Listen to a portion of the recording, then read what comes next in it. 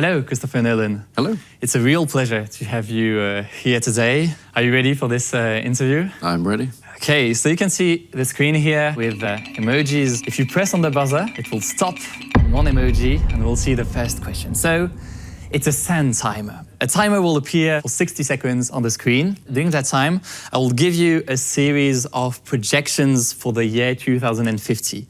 And the idea is for you to give me one word or a few words, whatever, that come to your mind for this topic. All right. Let's start with the first one. Transportation in 2050. Or flying, I hope. The nuclear bomb in 2050. The same. Movie theaters in 2050. Bigger and more magnificent. Nice. Your films in 2050. Pass. Okay. Space exploration in 2050. Mars. Cities in 2050. Taller. Okay. Love in 2050. The same. Nice. Okay, what about peace in 2050? Hope. Nice. And what about war in 2050? Fear. Nice. Maybe the last one, airplanes in 2050. Quiet. Nice. Let's go on the next question. So you can press on the buzzer. 3/4 of 16 to 25-year-olds in 10 countries, both North and South, consider the future to be frightening. Le Monde. This is an article published in Le Monde about 2 years ago. Mm-hmm. Do you find the future terrifying? I find the future in my darkest moments to be frightening. I mean, I grew up in a time of intense focus on nuclear Armageddon. The early 80s in the United Kingdom, there was a lot of concern in pop culture.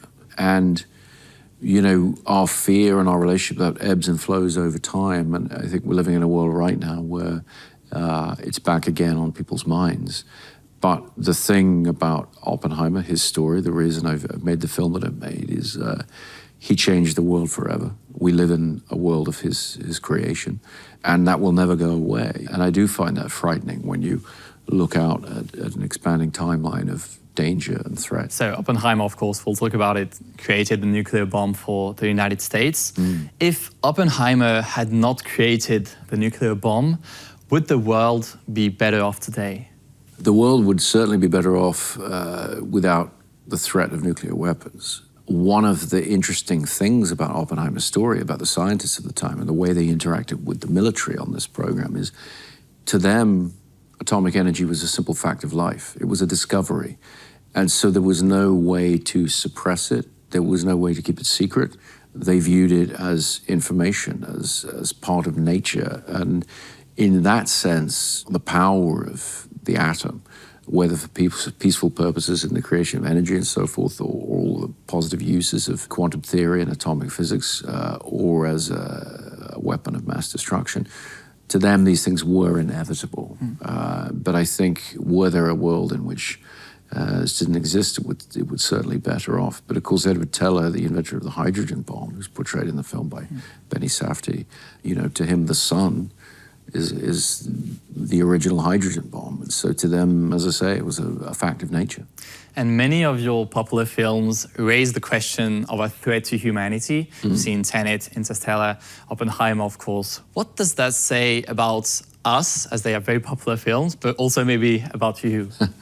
Well, I think as a filmmaker, we look for the most dramatic stories. And so in popular culture, in the language of cinema, whether you go back to the James Bond films of the 60s, which dealt with nuclear tensions and the Cold Wars kind of thing, filmmakers are always looking for the ultimate threat to our survival, the thing that we can be the most frightened of and that the hero can rescue us from.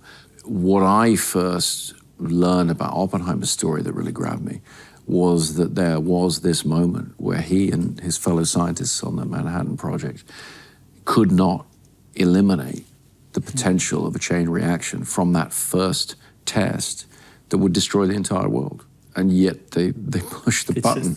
And, you know, to me, those are the highest stakes I've ever heard of for a movie that's, you know, a very, very dramatic situation. Yeah. We can put the emojis again. You can press on the buzzer when you want. and it's popcorn. My team and I had fun asking an AI, ChatGPT, to come up with the title and synopsis of a movie in the style of Christopher Nolan. We'll see what that means. Nexus, in a futuristic society controlled by artificial intelligence. That's a very vain for an artificial intelligence to come up with. A rebellious hacker discovers the existence of a secret network that links all human minds, the Nexus, as he plunges into this complex virtual world. Illusion and reality merge, putting his life and the fate of humanity at risk. He must find the core of the Nexus to save humanity from the relevant script of the AI. Complete, we say in English, cobblers, because, total nonsense. So it's like he tried and take a few things of a few of your movies and did a mashup, and just a weird thing came out. Yeah, completely. We also tried doing like a poster, which was okay, but more looked like a comic book poster than a real movie. Do you feel inspired by those? I'm not sure. Not massively inspired, no. Other than, I mean, AI it's an issue that as a Writers Guild member, my union is dealing with right now. And I talk to a lot of AI researchers these days, and right now they see this moment in time as their Oppenheimer moment. They refer to it as that because they're looking to his story to say, okay, we're about to unleash this very powerful technology on the world, and what about the unintended consequences? What do we do about that? But what I find encouraging about the use of AI in the artistic realm is I think they're going to be powerful tools, but ultimately there's no replacing human creativity. And these models and the way in which they process information, they're all based on human creativity from the past. So there is human creativity here. And also, that's something in Oppenheimer, of course. You chose to not use CGI. Yes. Is there a risk that using highly advanced technologies, such as AI, for example, takes away the substance of art? I don't think so. I think any tool, my choice to not use computer graphics to represent the Trinity test was really a mechanical one. It's an artistic choice because I feel that computer graphics, incredibly sophisticated and versatile that they are, and extraordinary work has been done with them, they tend to feel a little safe to me. They tend to play more in the world of animation, and so it's difficult to get threat from them, particularly in a film where the rest of the tone is very realistic, very textured. I think any tool, whether AI generated, whether it's computer based or whatever, it's all another tool for filmmakers to create with. And so as long as we have faith in our human beings creating with these tools, I think the medium of film will continue to develop in exciting ways. Interesting. And in the movie Inception, the human brain reconstructs worlds almost perfectly in our dreams, to the point where we can no longer distinguish, of course, between reality and the dream. Do you think that one day AI could soon reach this level of creativity or a capacity to duplicate things and completely blur the boundaries between what's real and what's not? I personally don't think so. Doesn't mean that it's not a danger worth considering or an interesting idea worth considering. But I think if you look at the realm of visual effects, for example, when I first started using visual effects, everything was about simulation. Everything was about the idea that through computer graphics, through ray tracing, you could perfectly simulate an environment. And ultimately that hit a limit. And now the approach is slightly different. The approach is more photographic. It's more photographic textures, mapping them onto shapes, using the complexity of the world and our ability to capture it using cameras. And so you do see areas where, even though there's a theoretical possibility of infinite progression, in some areas there is a limit that's reached because the real world is, by definition, infinitely complex. The real world has no limitations. And so any digital simulation or technology that simulates, eventually it always hits a particular limitation. Sure. We can see the next question. You can press on the buzzer again. Okay, it stops on a bluebird, so it's probably tweets behind.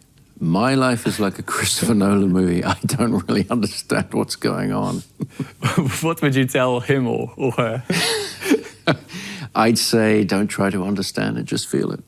It's interesting because I see it. I've seen sometimes complex movies with my parents, and it's so frustrating because 10 minutes after the beginning of the movie, they're like, wait, I don't understand. I can't watch what's happening now because what's happening here? How do you see this? Like, how do you find the right balance between simplicity and complexity in a movie? I don't see movies in terms of a balance between simplicity and complexity. I think it's really about mystery. And our expectations of films, really in my whole life, but really since the 1950s, they've been informed by television and the expectations of television. And sometimes that's unfortunate. So I often use non-chronological structures, non-linear structures. That was something that was done a lot in the silent era, in the early talkies, right up until television comes along. And then television sort of imposes a more linear, a more simple approach because of the way in which we watched television from the 1950s onwards. Then when home video, DVD comes along and now streaming, we can once again be more adventurous because you can watch something, you can stop it, you can rewind something, have a look at it. And so we can make, more dense narratives, more complicated narratives. But ultimately, the thing about the experience in a movie theater with an audience is it should be about mystery. You don't want to understand the entire story right from the beginning. Otherwise, there's nothing to unfold. And so, really the skill of the filmmaker, the job of the filmmaker is to try and be a little bit ahead of the audience. Not too far ahead, not too far behind. When you're behind the audience is understanding things before you're explaining them. The audience gets very frustrated in a different way. Yeah, because I knew this was going to happen. Exactly. Another question, I think there's 2 questions left. You can press buzzer. Okay, it's another timer. Basically, I will ask you a series of questions, and the idea is to answer yes, no, or just pass if you want to pass. Are you ready? Oui. Let's go. Will you still be making movies in 10 years? Yes. Could you make a TV show one day? No. Do you think there's life elsewhere in the universe? Pass. After Batman, do you want to direct another superhero movie? No. Will AI destroy humanity? No. Do you still refuse to have a smartphone? Yes. Are you afraid of death? Yes. Could you have a TikTok account? No. Well, if you don't have a smartphone, it's not easy anyway. Is Interstellar your favorite movie in your filmography? Pass. Would you like to make a Star Wars movie? Pass. Is music the most important thing in a movie? No. Is it okay to eat while watching a movie? Yes. Is it okay to watch movies on smartphones or laptops? Yes. Do you play video games? No. And maybe one last one. Does a big budget film have a higher chance of being a good film? No. You can take more time if you want to answer this one. The relationship is weirdly simple. When you're making a film, you never have enough time and you never have enough money, no matter what the budget is. And so I think really the budget's kind of irrelevant. It's where it becomes interesting is the interaction of the subject matter with the budget. My first film was a film called Following that I shot with friends. We were all working full-time jobs. We would shoot one day a week on the weekends. We spent no money on the film. But I wrote the script knowing that's how we were going to make it. So the lack of a budget and the subject matter were in sync.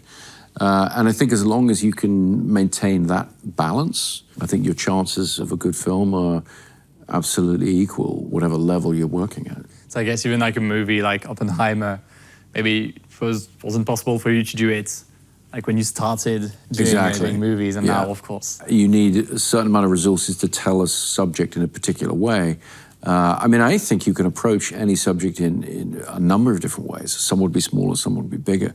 What you have to decide as a filmmaker is there a smaller way to tell the story or not? Certainly with Inception, I remember it was a film I'd worked on for many years and had no way to get a large budget for it. And so I kept trying to reconceive it as a smaller project, and it would never work in that way for me. And so I waited until I could get the right budget for it.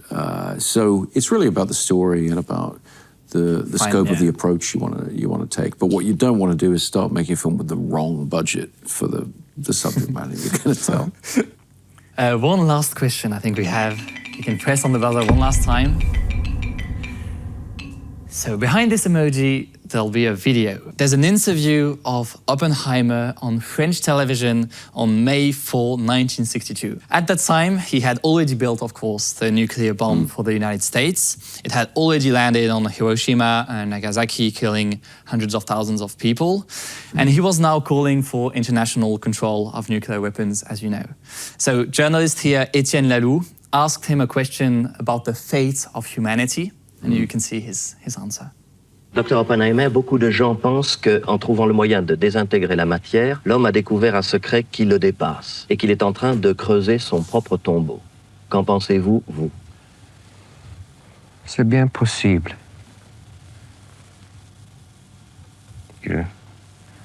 Je ne suis pas optimiste, mais je maintiens un espoir. What do you see here in Oppenheimer?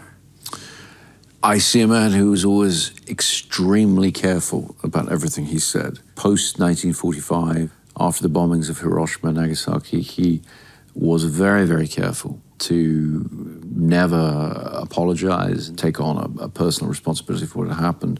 But the actions he took, and this is one of the reasons I was interested in telling the story, the actions are of somebody with a very, very highly developed sense of responsibility and shame. And so the way in which he answered a lot of those questions later in life, they're very, very careful. And I think that's a very eloquent expression of, yes, it's difficult once you really dig into the question of the atomic bomb, how it came to be, what it is, where it goes from here. It is very difficult to be optimistic, but the fact that he still wants to be hopeful, I think, is indicative of who he was as a person and also how he felt he needed to communicate with people. Because if you just tell people that the sky is falling the whole time, they stop listening. And in the movie, and of course in real life, because it's of course based on the true story, the scientists consider the possibility of the bomb destroying all of humanity. Oppenheimer thinks that the risk is near zero, yet he continues, of course, the test. Is it courage? Is it madness? How would you define this action? I think it's very hard to tap into the way in which those scientists saw the context that risk. Was, of course, very... The context is very important. They felt that this was something that absolutely needed to happen. And their assessment of the risk is uniquely and peculiarly statistically subjective. These are scientists and they view risk in a very particular way. I think for most of us, the scale of the consequence outweighs the smallness of the risk. But I think for more scientific and logical minds, they did not see the scale of the consequence as affecting the statistical probability of the risk. I think we all, as non-scientists, the fact that if you push that button, you might destroy the entire world. However small the risk, we wouldn't push the button. But I think for scientists, the magnitude of the consequences isn't the point. The point is they've done their calculations and they've worked out that it's very, very unlikely that pushing that button will destroy the world, so they go ahead and they push it. Yeah. On behalf of all of us. I'm glad this one is not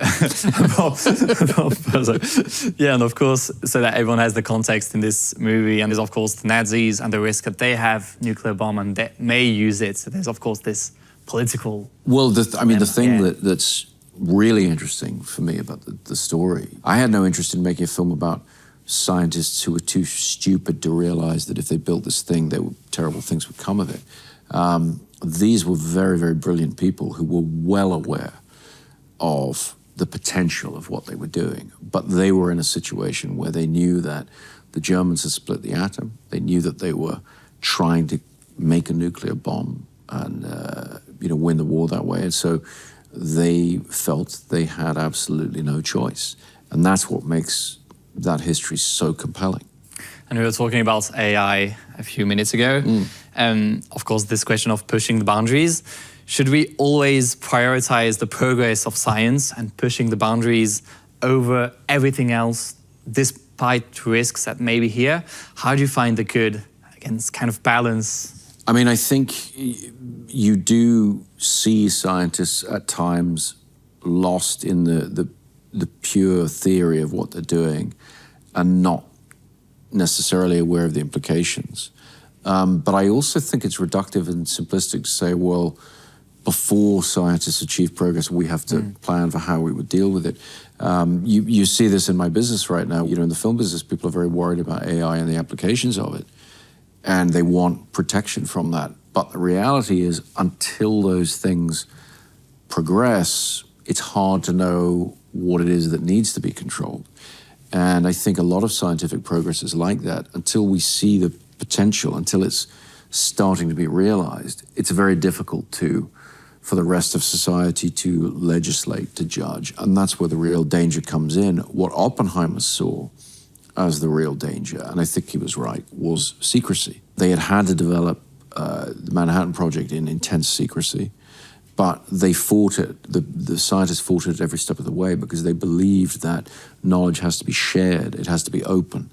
And in that way, both the dangers and the advantages could be shared by all and could be managed by all. And I think applied to most examples of what you're asking about, what he referred to as candor, as openness, is actually essential. It's also something we see in the movie. He's looking for peace, and it may seem, of course, paradoxical with the story we know of Oppenheimer, but he's claiming he wants peace, and at the same time, of course, building this, what may be a threat, and is a threat, of course, yes. And so it's a whole ethic. Well, he was one of the first people he didn't refer to it as mutually assured destruction, but he was one of the first people, he and Niels Bohr, to start exploring and articulating the idea that with a weapon so powerful, the type of war we'd seen in World War II and World War I becomes impractical and unthinkable.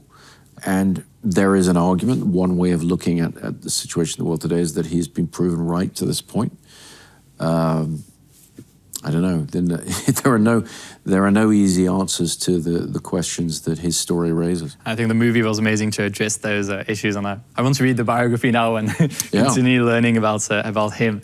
Thank you so much, Christopher Nolan, for taking the time today, and have fun in Paris today. Thank you so much. Thank you very much. Thank you. Thank you.